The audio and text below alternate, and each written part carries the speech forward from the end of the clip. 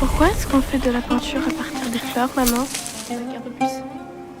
Parce qu'il y a de la couleur dans les fleurs, chérie. Et de la vie.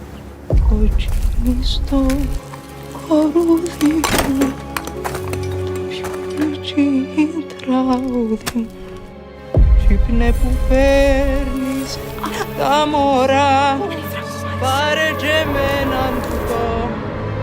Έχεις τη δύναμη του Αρχαγγέλου Μιχαήλ μες στο όνομα σου. Να με βοηθήσεις? Τι τώρα να ζωγραφίσουμε? Να μπω στρέτο, τον παθηκιό μου. Γιατί? Για να τους φέρω πίσω.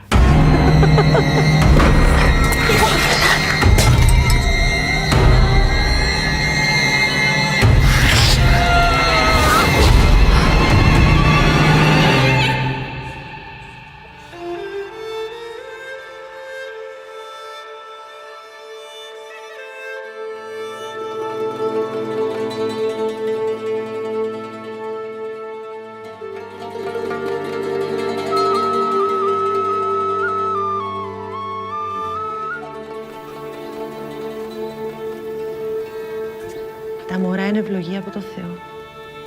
Να σου ζήσουν να τα σέρες, Ελένη.